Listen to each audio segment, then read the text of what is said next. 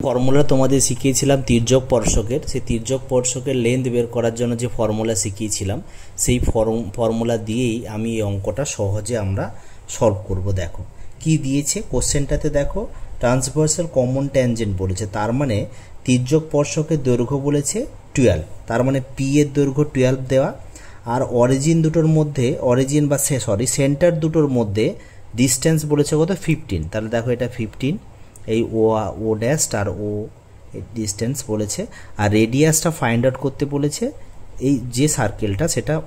ও হচ্ছে তার সেন্টার, তাহলে এটাকে আর ধরে নিলাম। আচ্ছা, এটা বলে দিয়েছি 15 আর পি এ বলে দিয়েছে কত 12, তার মানে আমরা জানি যে যখন তির্যক স্পর্শক হয় তার ফর্মুলা হচ্ছে লেন্থ বের করা তির্যক স্পর্শকের, সেটা হচ্ছে ডিস্টেন্সের স্কোয়ার, অর্থাৎ ডি স্কোয়ার মাইনাস হচ্ছে কি দুটো রেডিয়াসকে সাম করে দেবো, তাহলে 8 প্লাস আর এর স্কোয়ার।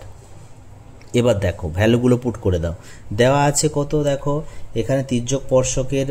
দৈর্ঘ্য বলা আছে 12, তাহলে এটা 12 স্কোয়ার সমান হয়ে যাবে 15 স্কোয়ার মাইনাস 8 প্লাস আর এর স্কোয়ার। এটা দিকে নিয়ে চলে আসো, তাহলে 8 প্লাস আর পজিটিভ হয়ে গেল, আর এটা স্কোয়ার, আর এটা হচ্ছে মাইনাস 12 স্কোয়ার হয়ে গেল, 8 প্লাস আর হোল স্কোয়ার সমান হয়ে যাচ্ছে কত, এটা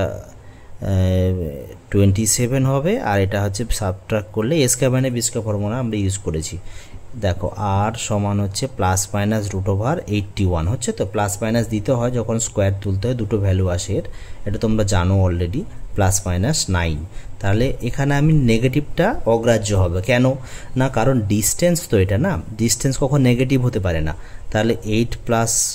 আর সমান হচ্ছে 9, আর সমান হচ্ছে 1, অর্থাৎ রেডিয়াস যেটা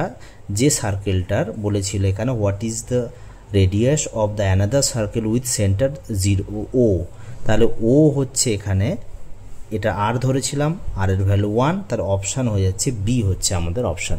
থ্যাংক ইউ ভেরি মাচ।